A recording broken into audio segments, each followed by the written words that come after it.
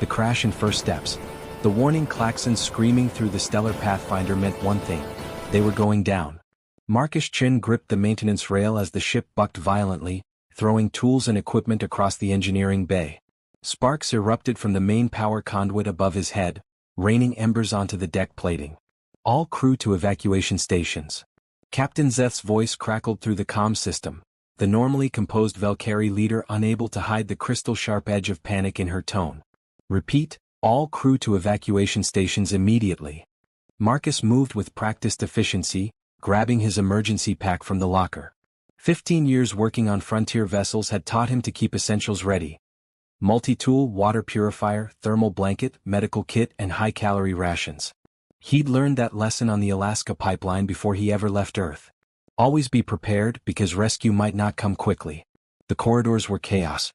The Valkyrie crew, beings whose crystalline bodies refracted light in kaleidoscopic patterns, were scrambling over each other in their haste to reach the pod bay. Their usual graceful movements had dissolved into frantic stumbling. Marcus noted their terror with detached interest as he made his way steadily forward. Human Marcus. First Officer Kale materialized beside him, her crystal structure flickering with stress patterns. "Do you understand where we are?"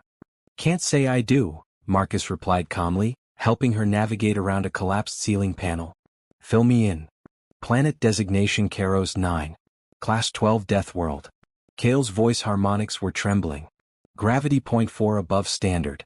Atmospheric storms that can flay flesh from bone. Predators the size of your Earth elephants that hunt in coordinated packs. Temperature ranges from freezing to boiling within single-day cycles. Toxic vegetation. Acidic water sources. It is a planet that kills. Marcus considered this as they reached the pod bay. So, challenging terrain. Got it? Challenging? Kale stared at him with incomprehension. Marcus, nothing survives on Karos 9. The survey teams that mapped it lost 3 members before they evacuated. 3 members in 2 hours. How long until rescue? Marcus asked, stepping toward an empty pod. Minimum 20 days if distress beacon functions properly. Kale was already climbing into her assigned pod with 2 other crew members. More likely 30. We must land together in the safe zone coordinates Zeth identified. Stay close to the group trajectory. Marcus secured himself in his pod, running through the pre-launch checklist on the console. Green lights across the board. The pod hummed with power, ready for emergency deployment. Through the viewport, he could see the planet below, swirling with massive storm systems and dark green landmasses. "Marcus," Kale's voice came through the comm one last time. "If we are separated, if you land in the danger zones, make your peace quickly. Do not suffer long." "Appreciate the pep talk," Marcus replied with a slight smile. "See you planet-side." The ship shuddered again, harder this time. Metal screamed as something vital gave way in the superstructure. Marcus watched the launch sequence initialize, counting down from 10. At 3, another explosion rocked the stellar pathfinder. The blast wave hit Marcus's pod just as the explosive bolts fired. Instead of following the programmed trajectory toward the safe zone, his pod spun wildly off course. The gyroscopic stabilizers fought against the momentum but couldn't compensate. Through the viewport, Marcus watched the cluster of other escape pods drift away as his own spiraled toward a completely different continent. "Well, that's not ideal," Marcus muttered, checking his straps. The pod's automated systems were screaming warnings about trajectory deviation and velocity parameters. He couldn't override them. Couldn't change course. Could only ride it out. The pod hit atmosphere like a meteor. Heat shields glowed orange, then white-hot as friction built up. The shaking intensified until Marcus's teeth rattled and his vision blurred.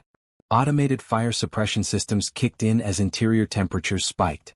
Through the small viewport he caught glimpses of clouds, then treetops, then something that might have been a cliff face. Impact came suddenly.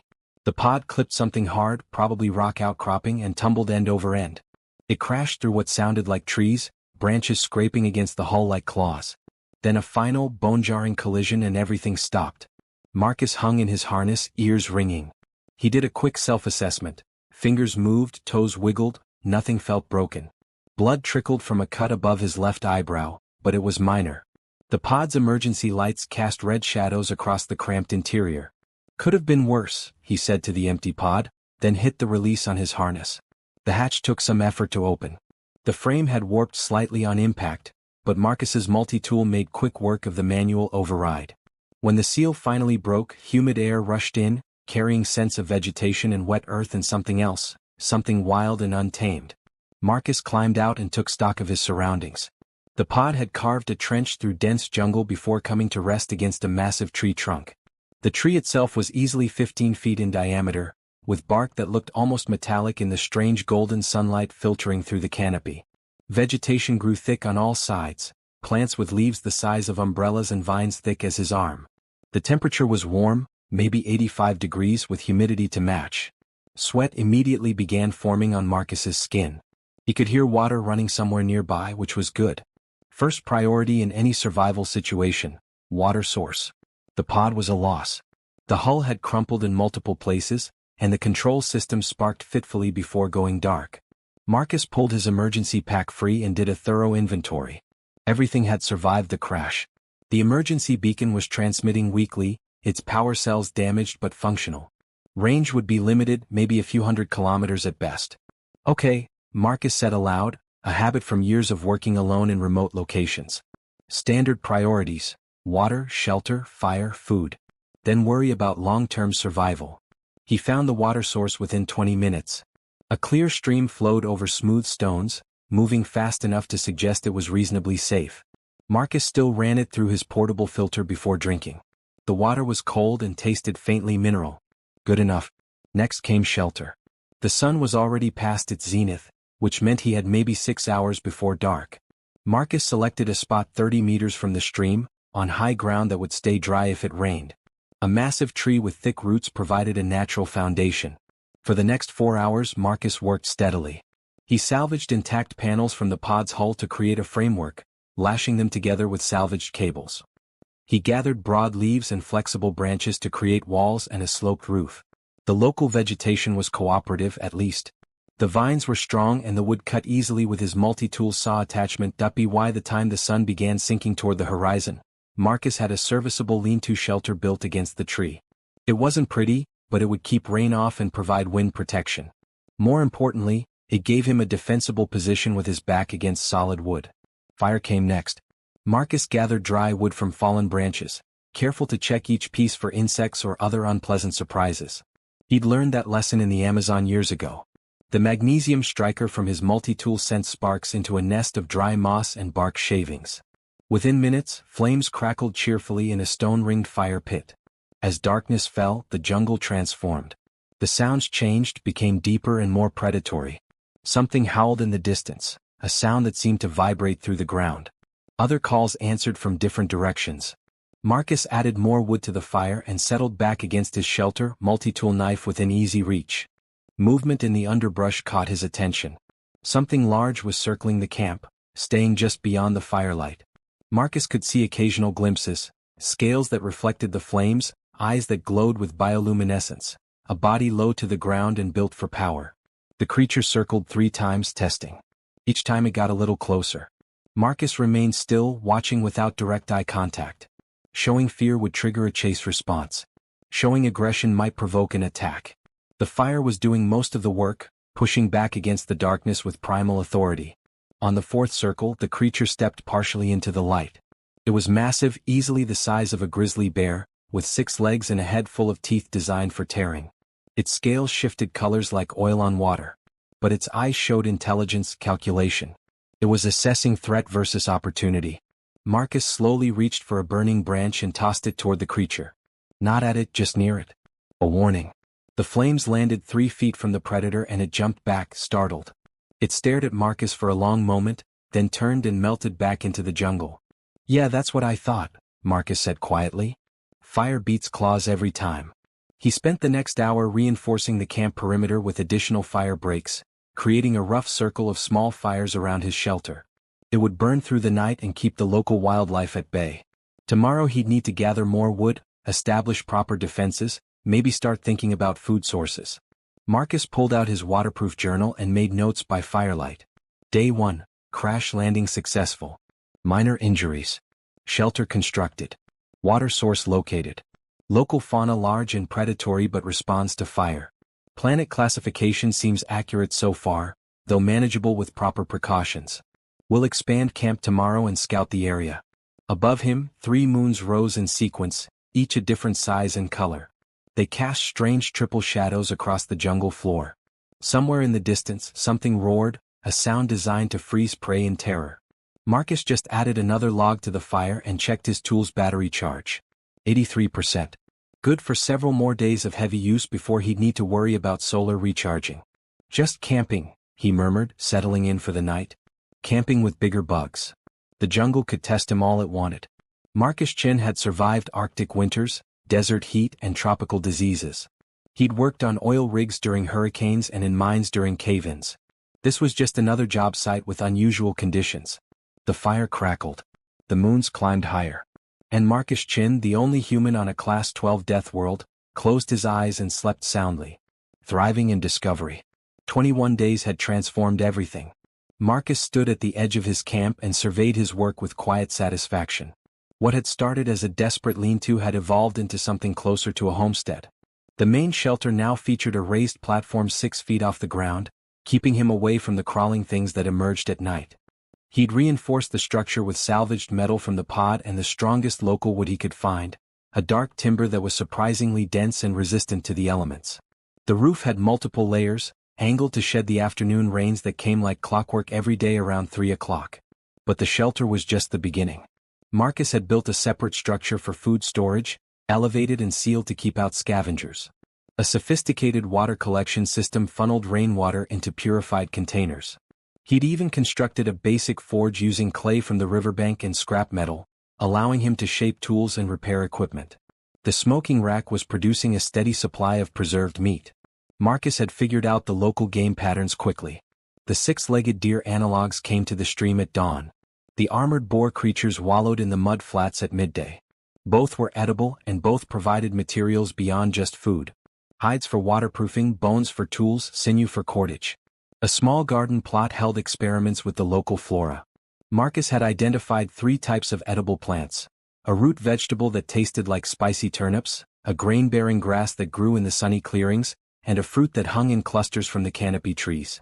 He'd also planted seeds from his emergency rations, curious to see if Earth crops could adapt to Karos 9's soil. "Morning, Scout," Marcus called as a small creature emerged from beneath the shelter platform. Scout chirped happily and bounded over. The animal resembled a fox crossed with a ferret, about 3 feet long with 6 legs and a bushy tail. Its fur was a mottled gray-green that provided excellent camouflage. Marcus had found it caught in thick vines 2 weeks ago, freed it, and the creature had simply decided to stay. Turned out Scout was invaluable. The animal had exceptional senses and would make specific warning sounds for different threats. A low growl meant the big predators were nearby. A sharp bark indicated the venomous serpent things. A chittering sound meant the afternoon acid rain was coming early. Marcus tossed Scout a piece of dried meat, which the creature caught and devoured enthusiastically. "Good boy. Want to help me check the snare line?" Together they moved through the jungle. Marcus had established a network of trails radiating from his camp, each one carefully marked and maintained. He knew which paths were safe at which times of day. He knew where the predators hunted and where they slept. The jungle had patterns, rhythms, and Marcus had learned to read them. The snare line yielded 2 catches, another deer analog and something that looked like a very fat rabbit with scales. Marcus reset the traps and hauled his catch back to camp. Fresh meat tonight and the rest would go on the smoking rack. Far above the planet's atmosphere, the rescue vessel Mercy Light settled into orbit. Captain Zeth stood on the bridge, her crystalline form dimmed with exhaustion and grief. The rescue operation had taken 18 days to organize and execute, longer than she'd hoped but faster than expected given the distances involved. All Valkyrie crew members recovered and accounted for, her operations officer reported. 37 personnel all alive. Injuries minimal. And the human? Zeth asked, though she already knew the answer. No signal detected from his emergency beacon. Long-range scans of his projected landing zone show no life signs matching human biosignature. Zeth had reviewed the data personally. Marcus's pod had veered off course during launch, sending him toward the continental region the survey teams had designated as Zone Crimson, the most dangerous area on an already deadly planet. The zone featured active volcanic activity, extreme temperature variations, and the highest concentration of apex predators. "Marcus Chin is officially declared deceased," Zeth said quietly, her voice harmonics heavy with sorrow. "Cause of death: equipment failure during emergency evacuation. Add a commendation to his record. He died doing his duty. Captain, the operations officer hesitated. Standard protocol suggests we attempt recovery of remains. On a Class 12 world? In Zone Crimson? Zeth's crystal structure flashed with sharp angles. Regulations are clear.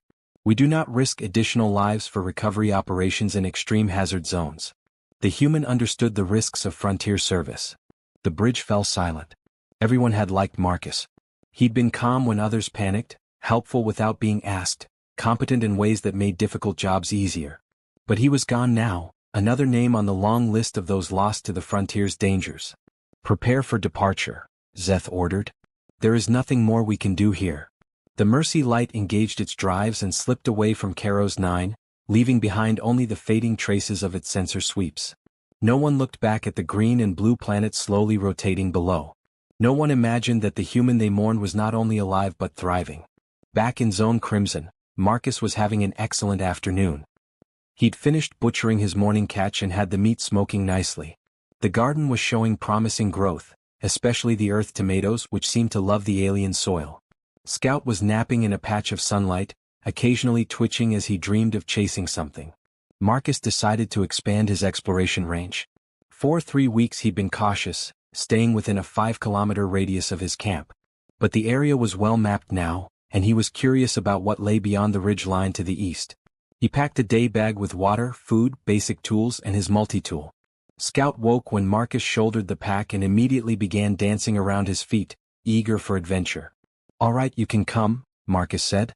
"But stay close and listen to your instincts. If you sense danger, we're turning back." They set out after the morning rain had dried, giving them a solid 6-hour window before the afternoon downpour. The terrain grew rockier as they climbed toward the ridge. Marcus noted interesting formations, possible sources of minerals or metal ores. Old habits from his mining days kicked in automatically. The view from the ridge was spectacular. Marcus could see his valley spread below, the silver thread of his stream winding through green jungle. Beyond it stretched more forest, then mountains, then what might have been an ocean glinting on the distant horizon. But something else caught his attention. About 2 kilometers to the northeast, partially hidden by jungle growth, were structures. Not natural formations but clearly artificial. Straight lines, right angles, the unmistakable geometry of intelligent construction. "Well, that's interesting," Marcus said. Scout chittered nervously beside him. "Yeah, I know. Probably means this planet had inhabitants once. Wonder what happened to them." The ruins called to him. Marcus checked his position, noting landmarks for navigation, then began picking his way down the eastern slope toward the mysterious structures. It took an hour of careful hiking to reach them. Up close, the ruins were even more impressive. Massive stone blocks fitted together with precision, forming walls and archways that had survived for who knew how long. The architecture was alien, featuring curves and spirals that human designers would never consider. Vegetation had reclaimed much of the site, but Marcus could still make out what might have been a central plaza, surrounding buildings, and at the center, a tall structure like a tower or temple. Strange symbols covered many of the surfaces, weathered but still visible. Scout refused to enter the ruins, staying at the perimeter and whining anxiously. Marcus respected the animal's instincts but curiosity drove him forward. He'd always been fascinated by archaeology, had even considered it as a career before practical concerns led him to engineering. The central tower drew him like a magnet. Its entrance was a tall archway, perfectly preserved despite the obvious age. Marcus stepped through carefully, letting his eyes adjust to the dimmer light inside. The interior was a single circular chamber with walls covered in more symbols. At the center stood a pedestal, and on that pedestal rested something that definitely wasn't stone. It was metallic, smooth, and shaped like an elongated pyramid about the size of his forearm. Faint lights pulsed within it, barely visible. "Okay, so definitely not abandoned technology," Marcus muttered. "Still has power somehow." He knew he probably shouldn't touch it. Every instinct trained by years of working with unknown equipment said to leave it alone. But another part of him, the part that had always wondered what was over the next hill or around the next corner, reached out anyway. The moment his fingers made contact, the artifact blazed with light. Symbols on the walls began glowing, pulsing in sequence. The pedestal hummed with power. Marcus tried to pull his hand away but couldn't. Energy flowed from the artifact into him, not painful but intensely present, like touching a live wire made of pure information. Images flashed through his mind. Star maps. Mathematical equations. Technologies he didn't recognize. And something else, something that felt almost like a question. Who are you? What are you? Marcus's response was instinctive, not verbal but conceptual. Human. Survivor. Explorer. The artifact seemed to consider this. Then it released him, the light fading back to a gentle pulse. But Marcus knew something had changed.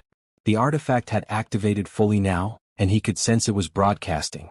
Not loudly but sending some kind of signal out into space. Well, that was probably a mistake, Marcus said, flexing his hand. Nothing felt damaged. If anything, he felt energized, almost electrically charged. Scout was barking frantically from outside. Marcus hurried back through the archway to find his companion staring up at the sky, every hair standing on end. High above, invisible to the naked eye but detectable by sensitive instruments, 3 different ships received the ancient signal. One was a science vessel from the Arxian Collective, mapping stellar phenomena. Another belonged to treasure hunters from the Broken Sun Syndicate. The third was a warship of the Keltheran Empire, passing through the sector on patrol. All 3 changed course immediately, drawn by technology that shouldn't exist, activated on a planet that shouldn't support life. Marcus had no idea he'd just put himself at the center of a converging storm.